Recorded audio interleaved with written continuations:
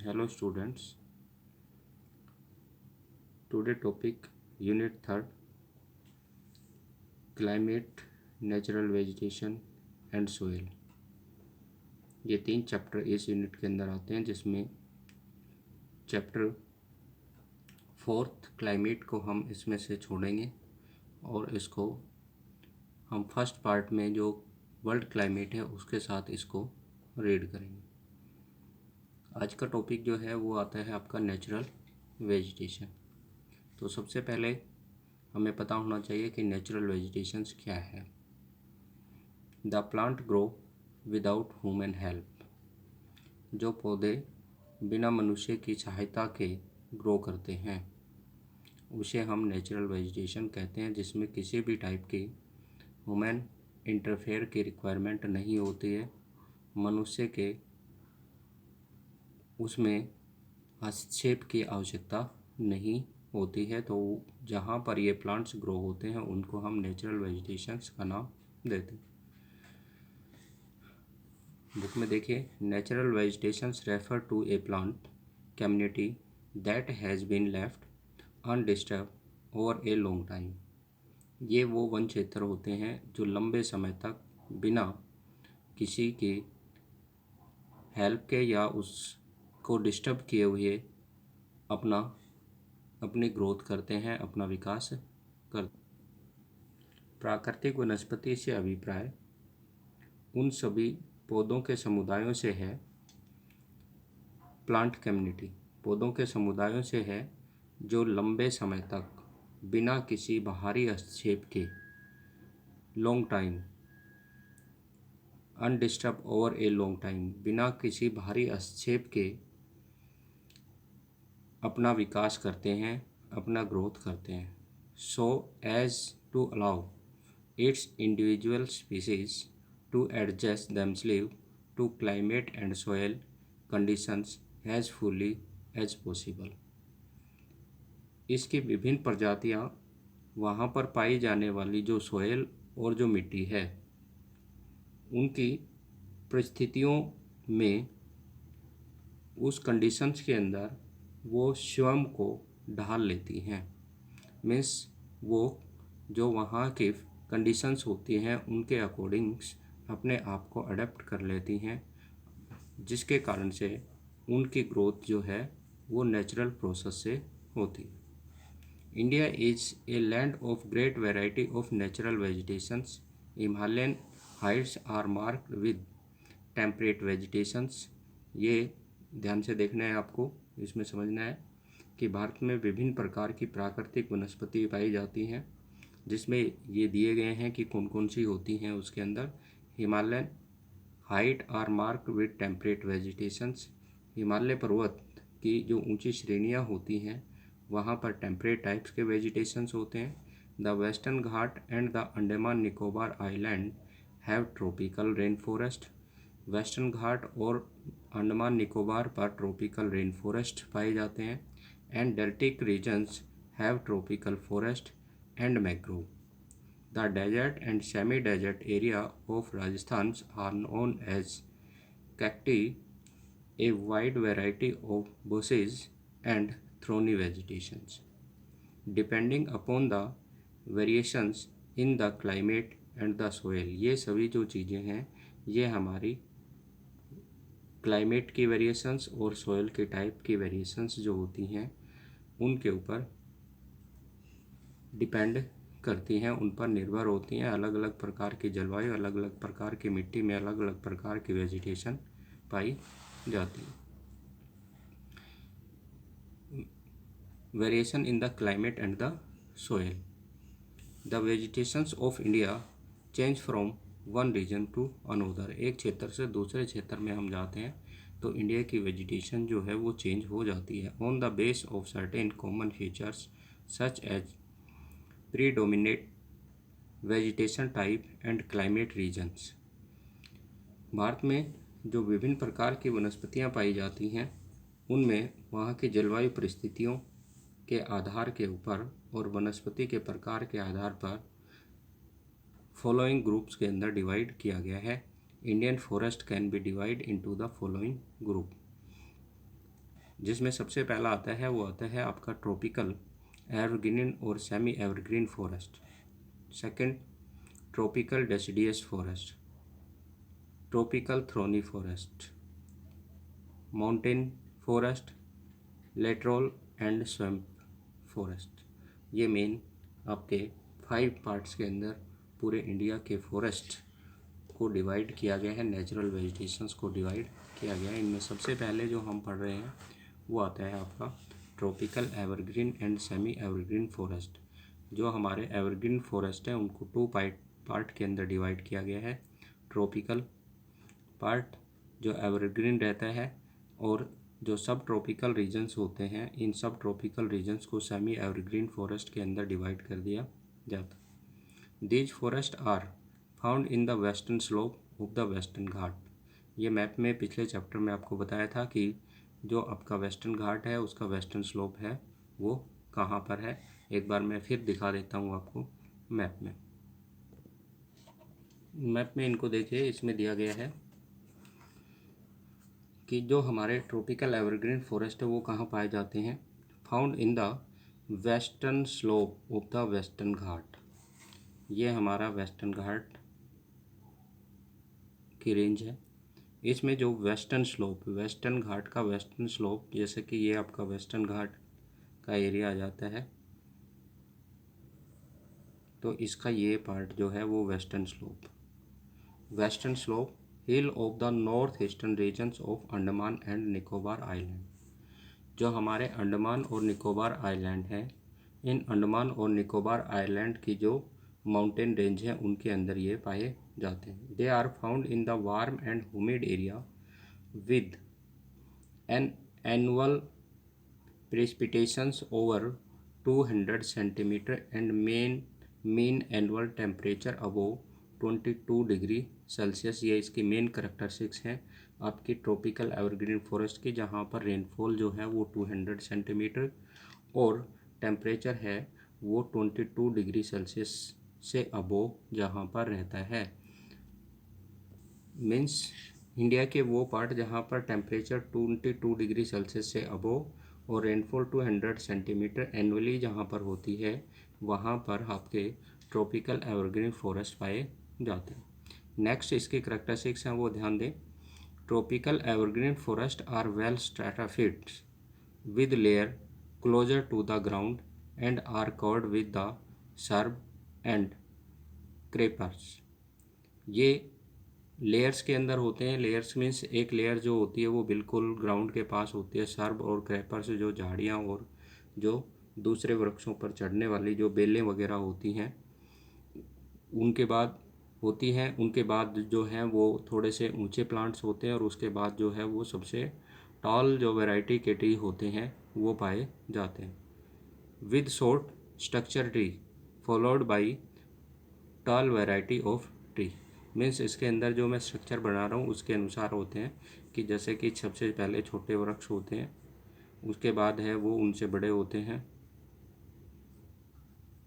और उनके बाद जो हैं वो सबसे बड़े होते हैं। इस प्रकार से ये स्ट्रैटाफिकेशंस के अंदर होते हैं, लेयर्स के अंदर पाए जाते हैं, तो इनको स्ट्रैटाफिड के नाम से जानते हैं। With short structure tree followed by the tall variety of tree in this forest tree reach great height up to 60 metre and above. जो आपके ट्रॉपिकल एवरग्रीन फॉरेस्ट है इनमें जो टॉप हाइट के प्लांट्स होते हैं उनकी हाइट जो होती है वो 60 मीटर और अबोव होती है। There is no definite time for tree to set their leave. उनके लीव्स जो होती हैं, पत्तियाँ होती हैं, उनको गिरने का कोई निश्चित समय नहीं होता है। Flowerings and fruitations as such these forest appear green all the year around. इसलिए ये पूरे साल भर जो होते हैं वो हरे दिखाई देते हैं। Species found on these forest include the rosewood, mahogany, any, ebony. ये यहाँ पर जो हैं वो वृक्ष पाए जाते हैं। इंक्लूड रोजवुड जो होते हैं, इसके अंदर महोगनी होती है, एनी होती है, एबनी होती है। ये यहाँ के मेन जो हैं वो प्लांट्स होते हैं। उसके बाद आते हैं semi evergreen forest. The semi evergreen forest are found in the less rainy part of these region. जो ऊपर के पार्ट थे उनसे कम वर्षा वाले क्षेत्रों के अंदर ये पाई जाती है। Such forest have mixture of evergreen and most deciduous trees. ये दोनों टाइप्स के जो वृक्ष होते हैं, जिसके अंदर ऊपर तो जो होते हैं इनके एवरग्रीन होते हैं और नीचे जो होते हैं वो मोस्ट डेसिडियस ट्री होते हैं।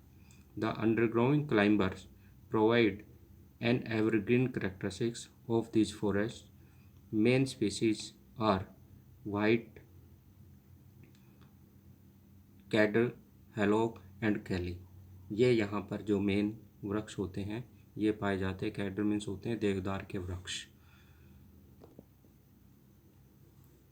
नेक्स्ट आता है the British were aware to the economic value of the forest in India, hence large scale exploitations of these forest was started. अंग्रेज भारत के अंदर आए तो उन्होंने भारत के इन फॉरेस्ट की जो इकोनॉमिक वैल्यू थी उनको समझा और उन्होंने लार्ज स्केल्स के पर इनका एक्सप्लोटेशंस करना स्टार्ट कर दिया। The structure of forest was also change. उन्होंने जो फॉरेस्ट का स्ट्रक्चर थे, जो उनके नेटिव फॉरेस्ट थे, उन नेटिव फॉरेस्ट के स्ट्रक्चर को भी चेंज कर दिया और वहाँ पर जो फॉरेन स्पीसीज़ के ट्री वगैरह थे उनको वहाँ पर ग्रोइंग करने स्टार्ट किए। The oak forest in Garhwal and Kumaon were replaced by pine और चीर।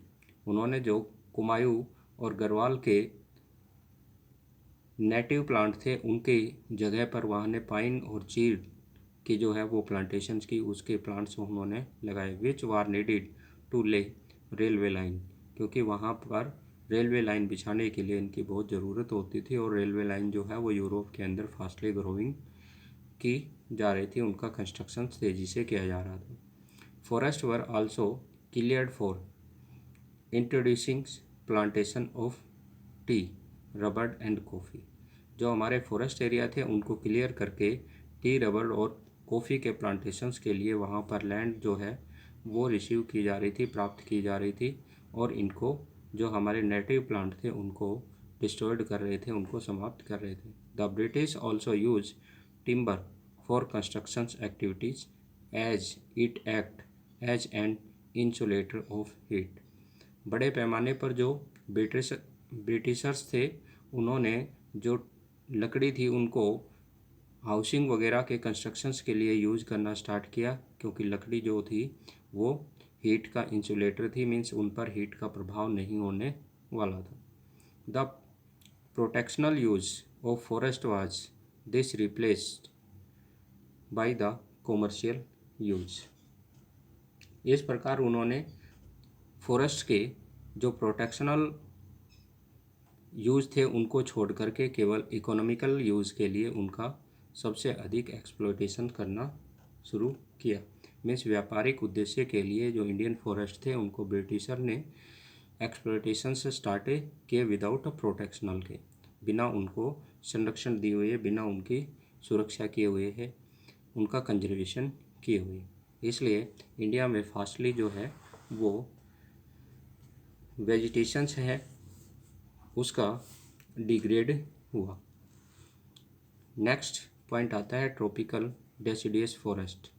जो आपका सेकेंड टाइप का फॉरेस्ट आता है tropical deciduous forest. Tropical means tropical regions के अंदर, डेसिडियस मीन्स होता है वो सीजनल, सीजन के अकॉर्डिंग जो अपने लीव्स होते हैं उनको ड्रॉप कर देते हैं, उनको गिरा देते हैं, इसलिए इनको हम जो है वो पतझड़ या पर्णपाती वन के नाम से भी जानते हैं। These are the most wide spread forest in India. They are also called the monsoon forest. इनमें मानसून का इफेक्ट सबसे अधिक होता था, जिसके कारण से इनको मानसून फॉरेस्ट के नाम से भी जानते हैं। They spread over regions which receive rainfall between 70 to 200 centimetre. जहाँ 70 से 200 सेंटीमीटर के बीच रेनफॉल होती है वहाँ पर ये फॉरेस्ट पाए जाते हैं। On the base of the availability of water these forest are further divide into the moist and dry deciduous. इसलिए इनको वाटर की अवेलेबिलिटी के बेस के ऊपर दो पार्ट के अंदर दिया गया है, मॉइस्ट और ड्राई, जो आर्द्र और शुष्क डेसिडियस फॉरेस्ट। इनको फिर ये अलग अलग करेक्टरिस्टिक्स आ जाती है रेनफॉल वगैरह के अकॉर्डिंग। इनको दो पार्ट में डिवाइड कर दिया जाता है कि मोस्ट जो फॉरेस्ट होते हैं उनमें रेनफॉल जो होती है वो 100 से 200 सेंटीमीटर और 100 सेंटीमीटर से लेस रेनफॉल वाले रीजन थे उनको ड्राई डेसिडियस फॉरेस्ट के अंदर कन्वर्ट कर दिया गया था। तो इसमें पहला आता है the moist deciduous forest are more pronounced in the regions which record rainfall between 100 to 200 centimetre. These forests are found in the north eastern state. ये पॉइंट ध्यान में रखना है आपको। North eastern state along the foot hill of the Himalayas, eastern slope of the western Ghat, western Ghat का eastern slope, and Orissa, Orissa के region के अंदर ये पाए जाते हैं। इनके अंदर जो फॉरेस्ट पाए जाते हैं उनमें जो है वो टीक, साल, शीशम, हुर्रा, महुआ, आंवला, शेमुल, कुसुम एंड सैंडलवुड। ये इम्पोर्टेंट है, ये पूछ सकते हैं आपके मोस्ट डेसिडियस फॉरेस्ट का इम्पोर्टेंट या जो महत्वपूर्ण फॉरेस्ट है वन है वो कौन से, इम्पोर्टेंट फॉरेस्ट हैं वो कौन से, तो ये आपको नाम ध्यान में रखने हैं। उसके बाद आते हैं dry deciduous forest cover vast area of the country where rainfall range between 70 to 100 centimetre. 70 से 100 सेंटीमीटर वाले आते हैं उनको ड्राई डेसिडियस फॉरेस्ट में करते हैं।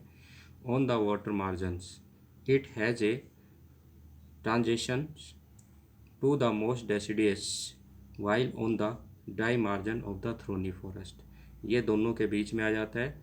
मोस्ट डेसिडियस और थ्रोनी फॉरेस्ट के बीच का जो पार्ट आता है उसको ड्राई डेसिडियस फॉरेस्ट का नाम देते हैं। These forest are found in a rainier area of the peninsula and the plain area of Uttar Pradesh and Bihar. In the higher rainfall regions of the peninsular plateau and the northern Indian plain, these forests have parkland landscape with open stretches in which teak and other tree interseparates with patch of grass are common। ये one जो है ये आपके पाए जाते हैं उत्तर प्रदेश बिहार के मैदानी भागों में। अधिक वर्षा वाले in the higher rainfall regions of peninsula plateau and the northern Indian plain. अधिक वर्षा वाले प्रायद्वीप पठार और उत्तर भारत के मैदानी भागों में ये one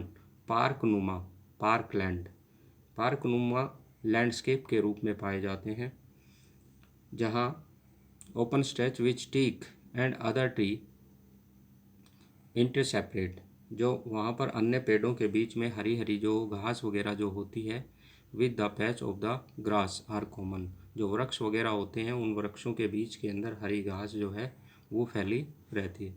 as the dry seasons being the tree sets their leaves, शुष्क ऋतु के अंदर वृक्ष अपने पत्तियों को गिरा देते हैं completely. And the forest appear like a vast grassland with neck tree all around, और वृक्ष विहीन पत्तों के बीच के अंदर जो घास भूमियाँ होती है वो यहाँ पर दिखाई देने लगती।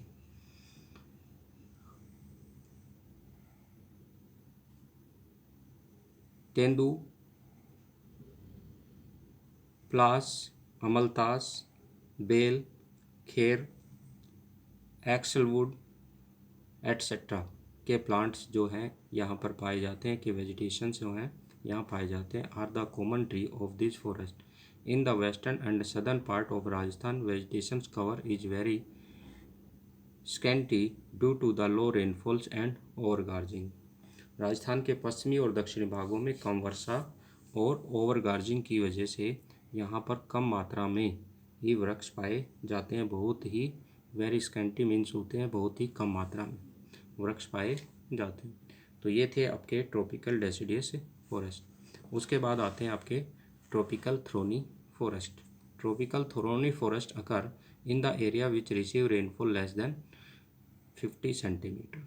ये रेनफॉल्स वगैरह पे ध्यान रखना है कि जहाँ रेनफॉल 200 सेंटीमीटर से ऊपर हो रही थी वहाँ पर एवरग्रीन हो रहा था, 200 से कम हो रही थी उसको ट्रॉपिकल डेसिडियस। ट्रॉपिकल डेसिडियस को फिर दो पार्ट के अंदर डिवाइड किया, मोस्ट डेसिडियस जहाँ पर 100 से 200 सेंटीमीटर रेनफॉल, और ड्राई डेसिडियस जहाँ पर 70 से 100 सेंटीमीटर। अब 70 से कम जहाँ रेनफॉल हो रही है उसको ट्रॉपिकल थ्रोनी फॉरेस्ट का नाम देते हैं। These consist of the variety of grasses and sharps. It includes semi arid area of south west Punjab. ये पॉइंट ध्यान दें कि ट्रॉपिकल थ्रोनी फॉरेस्ट है वो इंडिया के कौन कौन से स्टेट में है? Punjab, Haryana, Rajasthan, Gujarat, Madhya Pradesh and Uttar Pradesh. In this forest plant remain leafless for most part of the year. वर्ष के लंबे समय तक यहाँ के जो प्लांट्स होते हैं, वेजिटेशंस होती हैं, वनस्पति होती है, वो लीफलेस होती हैं, उन पर पत्तियाँ कम होती हैं। And give the expressions of the scrub vegetations. और ये झाड़ियों जैसी एक्सप्रेशंस दिखाई देते हैं। Important species found of the बबूल, बेर, वाइल्ड डेट्स, प्लम, खैर, नीम, खेजरी, फालसा एट्सेट्रा। ये यहाँ पर मुख्य पाए जाने वाले क्या हैं? वृक्ष हैं। तो ये इनको ध्यान में रखना है। यहाँ पर tussocky grass up to a height of 2 metre as the undergrowth. जो है यहाँ पर जो घास होती है जो वृक्षों के नीचे पाई जाती है वो लगभग 2 मीटर ऊंची गुच्छ के रूप में बढ़ जाती है। गुच्छे से जो होते हैं उनके 2 मीटर की हाइट तक हो जाते हैं। टू शो की मीन्स होते हैं गुच्छेदार घास। ठीक है, तो ये इसमें आपको ध्यान रखना है। इसके बाद जो हमारा आता है वो आते हैं माउंटेन फॉरेस्ट। माउंटेन फॉरेस्ट में जो हमारे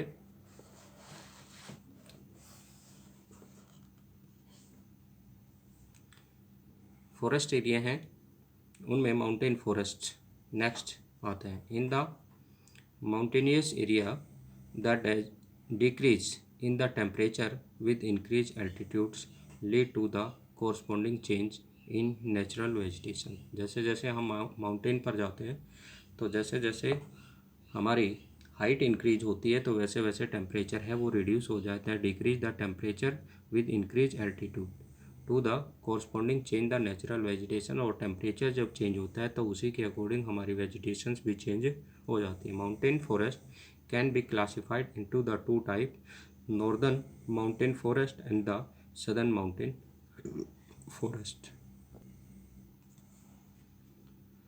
The Himalaya range show the succession of the vegetations from the tropical to the tundra region. Tropical region से टुंड्रा रीजन तक की वैरायटी के जो वेजिटेशंस होते हैं वो इस क्षेत्र के अंदर पाए जाते हैं।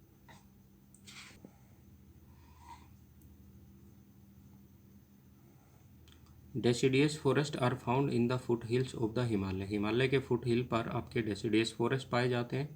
It's succeeded by the wet temperate type of forest between an altitude of 1000 to 2000 metre. 1000 से 2000 मीटर की ऊंचाई पर जो है यहाँ पर प्लांट्स जो पाए जाते हैं वो पाए जाते हैं टेम्परेट टाइप के। In the higher hill range of the north eastern India, north eastern India की पहाड़ियों पर ये पाए जाते हैं।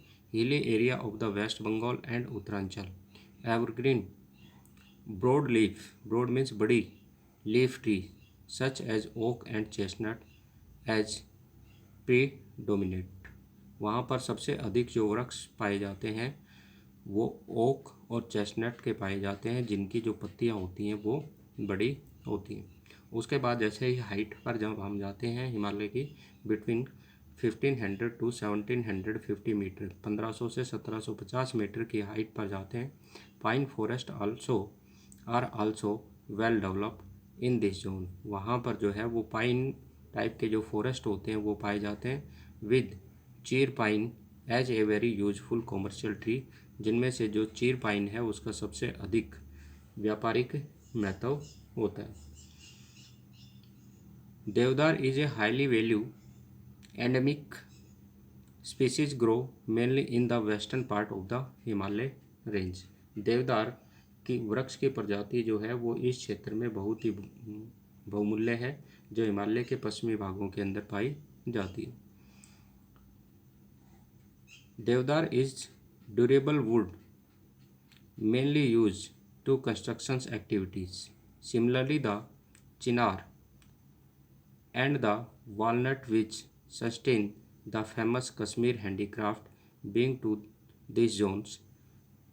जो चिनार और वॉलनट है ये सबसे अधिक कश्मीर वैली के अंदर जो हैंडीक्राफ्ट गुड्स बनाई जाती हैं उनके लिए सबसे उपयुक्त मानी जाती है। हस्तशिल्प में जो कश्मीर की हैंडीक्राफ्ट है, हस्तशिल्प है, वो बहुत ही फेमस है और वो लकड़ी वगैरह पर जो विभिन्न प्रकार के हैंडीक्राफ्ट गुड्स तैयार करते हैं तो उनमें सबसे अधिक यूज चिनार और वॉलनट की लकड़ी का यूज किया जाता है। Blue pine and the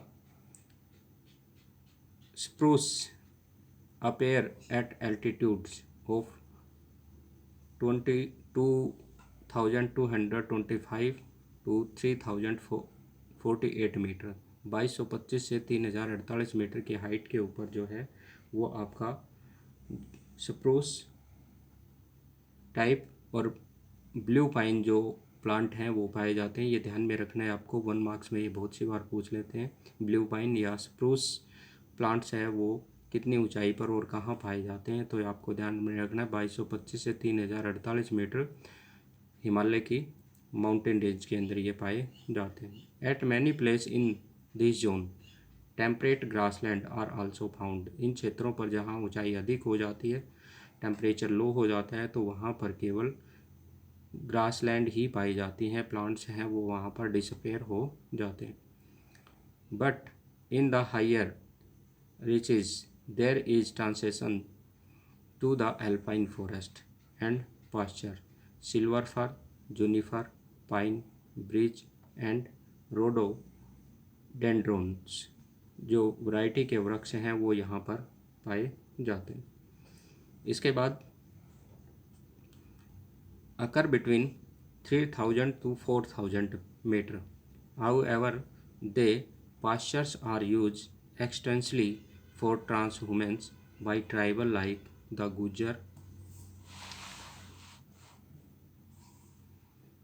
Gujjar, Bakarwal and Bhotia community. इन कम्युनिटीज़ के लिए भी इसका यूटिलाइज जो है ये किया जाता है। ट्रांसह्यूमेंस मीन्स सीजनल माइग्रेट होते रहते हैं ये लोग, अपने जो एनिमल्स वगैरह होते हैं इनको ये पास्चर लैंड के ऊपर लेकर के जाते हैं और ये 3,000 से 4,000 मीटर की ऊंचाई पर केवल पास्चर लैंड्स ही होती है, चारागाह भूमियाँ ही होती हैं। इन पास्चर लैंड के ऊपर गुज्जर, बकरवाल और भोटिया कम्युनिटी और गद्दी कम्युनिटी के लोग जो हैं ये अपने एनिमल्स को सीजनल माइग्रेट करते रहते हैं। विंटर सीजन्स के अंदर जो है वो लोअर रीजन्स पर आ जाते हैं और समर सीजन्स के अंदर ये वापस इन 3,000 से 4,000 मीटर ऊंची चोटियों पर अपने जानवरों को लेकर के जाते हैं। The southern slope of the Himalaya carry a thicker vegetation cover because a relatively higher precipitation than the drier north facing slope. At higher altitude, mosses and lichen from part of the tundra vegetation, ये आपको ध्यान में रखना है। जहाँ पर temperature low हो जाता है, आइस कवर्ड एरिया होते हैं, वहाँ पर केवल जो है वो हमारे वृक्ष पाए जाते हैं। वो मासिस की जो वेजिटेशन पाई जाती है वो मासिस और लाइकेन की पाई जाती है। वहाँ पर प्लांट्स जो होते हैं, हाइट के प्लांट जो होते हैं वो डिसअपेयर हो जाते हैं, वहाँ वृक्ष दिखाई नहीं देते। तो ये थे आपके इम्पोर्टेंट जो आपके माउंटेन रेंज के थे। उसके बाद हिमालय माउंटेन के थे, उसके बाद जो आते हैं वो आते हैं आपके सदर्न माउंटेन के प्लांट। जो साउथ इंडिया के अंदर हमारे जो वेस्टर्न घाट आ जाता है, विंध्याचल रेंज आ जाती है, नीलगिरी माउंटेन रेंज आ जाती है और अदर्स जो हिल्स वगैरह आती हैं उनके ऊपर जो हमारे फॉरेस्ट पाए जाते हैं वो southern mountain forest include the forest found in the distinct area of the peninsular India. Western Ghat, the Vindhyas and the Nilgiri, as they are closer to the tropical and only 1500 meter above the sea level. Vegetation is temperate in the higher regions and subtropical on the lower regions. Of the Western Ghat, especially the Kerala, Tamil Nadu and Karnataka, the temperate forests are called sholas. ये ध्यान में रखना है कि केरला, तमिलनाडु और कर्नाटक के अंदर जो टेम्परेट फॉरेस्ट होते हैं उनको किस नाम से जानते हैं? Temperate forest called solas in the Nilgiri, Annamalai and Palani hills. Palani hills जो है वो तमिलनाडु के अंदर है, तो ये आपको इसमें ध्यान रखना है। Some of the other tree of this forest of economic significant include mahogany, laurel, cinchona, wattle. Such forest are also found in the Satpura and Maikal range. इनमें से बहुत सारे जो वृक्ष होते हैं वो सतपुड़ा और मैकालू माउंटेन रेंज के अंदर भी पाए जाते हैं, जो हमारे सेंट्रल हिमालय के माउंटेन रेंज में आती है। तो ये पॉइंट है, ये आपको इसमें ध्यान रखने हैं, इम्पोर्टेंट पॉइंट है। इसके बाद आता है आपका last point, littorals and swampy forest. वेलांचली और अनूपवन। लिटरल और स्वैम्पी फॉरेस्ट जो हमारे वेटलैंड एरिया की जो वैरायटी हैं, जो हमारे जल क्षेत्रों के अंदर पाए जाते हैं, जो हमारे कोस्टल एरिया हैं, लेक्स हैं, रिवर्स हैं, इनके जो बैंक हैं, इनके किनारों के आसपास जो आइलैंड्स हैं, इनके आसपास जो हमारे प्लांट्स पाए जाते हैं, जो हमारे मार्शी एरिया के अंदर दलदली क्षेत्र के अंदर फॉरेस्ट होते हैं, उनको हम लिटरल और स्वैम्पी फॉरेस्ट कहते हैं। India has a rich variety of wetland habitat. About 70% of the compares area under paddy cultivation, जिसमें से 70% एरिया जो हमारे वेटलैंड एरिया उस पर हम पैडी कल्टीवेशन कर सकते हैं, यानी कि वो पूरा क्षेत्र जो है वो दलदली है, मार्शी है। The total area of wetland is 3.9 million hectare. India के अंदर टोटल वेटलैंड एरिया जो है वो 3.9 मिलियन हेक्टर है। Two site Chilka lake Odisha and Keoladeo national park Bharatpur Rajasthan are protected as waterfowl habitat under the Convention of the Wetland of the International Importance, Ramsar Convention. The country of the wetland have been grouped into the 8 category। 8 category के अंदर इसको divide किया गया। हमारे पूरा जो wetland area है, इनको अच्छे से ध्यान में रखना है कि ये हमारे इंडिया के अंदर 8 पार्ट जो है वो कहाँ कहाँ पर है। तो इसमें दिया गया है the reserves of the Deccan Plateau in the south together with the lagoons and other wetland of the southern west coast। ये हमारे पेनिनसुलर प्लेटू के जो लेक्स वगैरह हैं, जिसमें कोस्टल एरिया के आसपास की जितनी भी हमारे लेक वगैरह हैं, लैगून वगैरह हैं, ये सारे इसके अंदर इंक्लूड होती हैं। दूसरा आता है the vast Shalini expense of the Rajasthan, Gujarat and gulf of Kutch. Gulf of Kutch, Gujarat और राजस्थान के जो हमारे खारे पानी का विस्तार है, वो भी इसके अंदर शामिल किया जाता है। नेक्स्ट जो हमारा थर्ड पॉइंट आता है, ये आता है fresh water lake. Fresh water lake reserve from Gujarat eastward through the Rajasthan, Keoladeo national park and Madhya Pradesh. ये फ्रेश वाटर के जो हमारे राजस्थान, मध्य प्रदेश और गुजरात के पार्ट आते हैं, जहाँ पर शुद्ध मीठे पानी की झीलें वगैरह बनी हुई हैं। नेक्स्ट आता है आपका fourth point, the delta wetland and lagoon of India east coast Chilka lake. जो हमारे ईस्ट कोस्ट की लैगून लेक्स वगैरह हैं, जिसमें चिल्का लेक जो है वो मेन है, वो सारे इसके अंदर इंक्लूड होते हैं। The fresh water marshes of the Gangetic plain. Ganga नदी के जो फ्रेश वाटर के किनारे हैं, वो मार्सी दलदली जो क्षेत्र हैं वो इसमें इंक्लूड होते हैं। The flood plain of the Brahmaputra का flood plain, the marshy and swampy in the hills of the north east India. North east India की हैवी रेनफॉल वाले जो माउंटेन रेंज हैं वो सारी इसके अंदर आ जाती हैं। एंड द हिमालय फुट हिल, और हिमालय का फुट हिल्स रीजन जो आपका तराई रीजन आ जाता है, और भाबर रीजन आ जाते हैं, वो भी इसी के अंदर इंक्लूड हो जाते हैं। The lake and the reverse of the mountain region of Kashmir and Ladakh. Kashmir और लद्दाख रीजन्स के अंदर जो नदियाँ और झीलें हैं वो भी हमारे लिटरल और चंपी फॉरेस्ट के अंडर ही आते हैं। The mangrove forest and the other wetland of the islands arc of the Andaman and Nicobar island.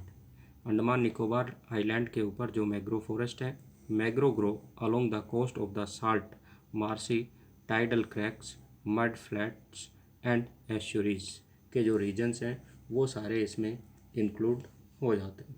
तो ये थे हमारे मेन इम्पोर्टेंट फॉरेस्ट और नेचुरल वेजिटेशंस। इनको ध्यान में रखना है, कौन सा फॉरेस्ट कहाँ पर है, कौन सा फॉरेस्ट कहाँ पर है। इसके बाद कल हम पढ़ेंगे forest cover in India, forest conservations.